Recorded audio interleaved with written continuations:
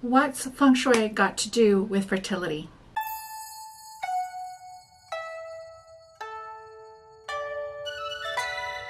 Hello Feng Shui Nation, it's Safrina Kadri from Feng Shui and Prosper.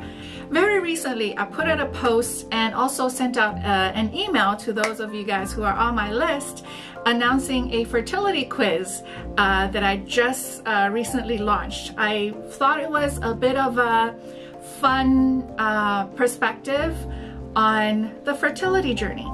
Now, I got an email back asking if I got hacked, if my account got hacked, because, you know, obviously that person thought that my message, which didn't feel like it was feng shui in that email, she thought my account was hacked. And so I am here letting you guys know that I'm actually transitioning into another project that I have in my business. It's kind of evolved to a place where I actually want to start serving and supporting women or couples who have been struggling on the fertility journey by implementing a more holistic approach in their conception journey. And so some of you guys have heard or maybe even saw my older video, probably 2 years ago, that I had on YouTube, sharing my own fertility journey, where, you know, I was 25, 26, and my husband was in his early 30s, and that's when we wanted to get pregnant. And yet, after a year and a half, nothing took. I didn't even have a miscarriage because I didn't even get pregnant. Now, in all the media and all those fertility doctors, they would say if you're young and you're healthy, then, you know, getting pregnant shouldn't be an issue.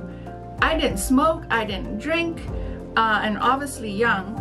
And so it really was like, okay, what is going on? Why aren't we even getting pregnant? And, you know, the tests came back clean, and so we really didn't have any answers, my husband and I, as to why nothing took. And it was through, you know, at this point I was getting reacquainted with feng shui. Some of you have heard that feng shui was how I magnetized my husband. And the thought came back to me and said, hey, feng shui worked for my relationship. Let's see if I can use feng shui to activate for fertility. Now, in the apartment that my husband and I lived at that time, there were a couple of feng shui issues. I'm not going to go in depth because it really is really specific to our situation. But what also happened at the same time was I started meditating, I started doing chants and mantras, and I started dabbling into energy healing as well. And I used a lot of energy healing to help me manage my stress. But where feng shui is concerned in terms of helping a couple boost their chances of getting pregnant, it actually makes a lot of sense. The role that feng shui should have on a couple's fertility journey. And what I mean by that is some homes have energies that you can tap into to maximize conception success.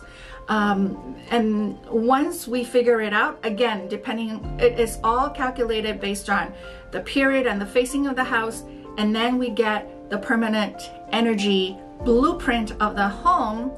Only then we can kind of pinpoint, okay, here are the what I'm calling baby chi corners that you can activate. And again, what do you mean by activating? It depends on what element is needed. So is it fire, metal, earth, water, wood that you need to activate for that baby energy? And another feng shui placement, that is what most of the feng shui grandmasters use, is placing the bed. Bed placement is so important for fertility. And I remember one time I only asked a client of mine to move his bed like a foot to, I believe it was a foot to the right to compared to where what currently was. and then place a couple of furnitures around the bed. And he's like, how could moving the bed a foot, you know, away make the difference? To him, it didn't make sense, but he followed anyway. And guess what? His wife and him, they were having secondary infertility, right? They already had a kid, but getting pregnant again was an issue. So that's considered secondary infertility.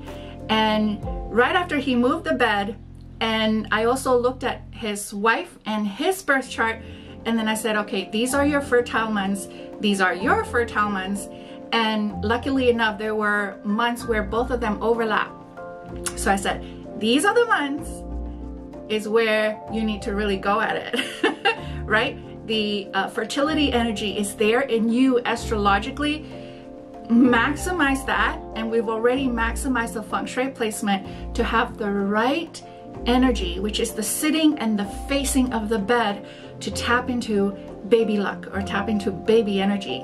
And so if you guys are following me on social media or you're on my email list and you're starting to wonder, why am I getting all these fertility emails from Safrina all of a sudden? I want to let you know that it's actually not quite all of a sudden. I actually wanted to transition to include a fertility offering since 2019, in all honesty.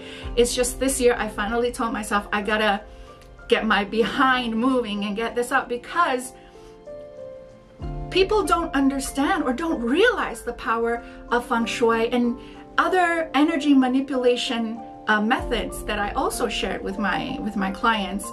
And out of the 12 years that I've been a feng shui consultant, I've had 13 couples come to me specifically for fertility, and I've got 9 of them pregnant.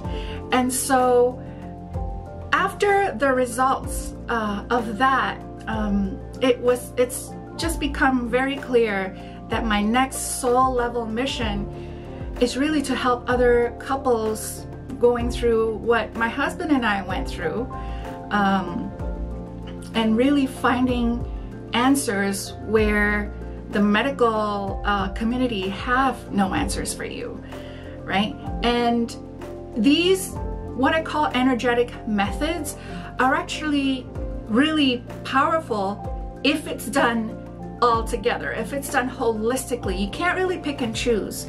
So what I did with my first and second daughter, as well as what I did with my other clients, sure, we did the feng shui, but we talked about mindset, we talked about energy healing, we talked about self-sabotage or subconscious sabotages, and we also talk about past life blockages that could also impact your ability to get pregnant, stay pregnant, and so on and so forth. So really, my next journey as a guide is, of course, I'm still going to do feng shui. That's the main tool, but I'm really going to start implementing all those other tools and bring more feng shui babies into the world. And that just, it's something that makes my heart a little bit nervous, but I'm excited as well. And in all honesty, having been a feng shui consultant for so long, I'm actually really excited for this year to see where this will take the couples who end up deciding to work with me. And so if this resonates with you, if you're currently trying to get pregnant, or you know someone who is spiritually open, then I have a link. I'm going to put it in the description, and I'm going to put it somewhere on the screen. It's just an online presentation that I would love for you to join, so that I can go through the 5 energetic shifts that one must do in order to increase that baby energy, increase that fertility. It has nothing to do with the medical part, nothing to do with the physical part. It's all about energy. Remember the 5 energetic shifts. So I'm gonna put, again, the registration link to my online presentation. It's gonna be on the screen or in the description. And so if you're currently on the fertility journey, or if you know someone who is spiritually open, I emphasize that because this is very woo, it's very out there, it's very unconventional, but it also works if done right. And so if my invitation is something that aligns with where you are right now, I hope to see you on the other side. If I am new to you and you love classical feng shui, meaning real feng shui that gives you real results, make sure you subscribe to my channel and hit the notification bell, because I will be giving new videos every Thursday, and make sure you don't miss out on that.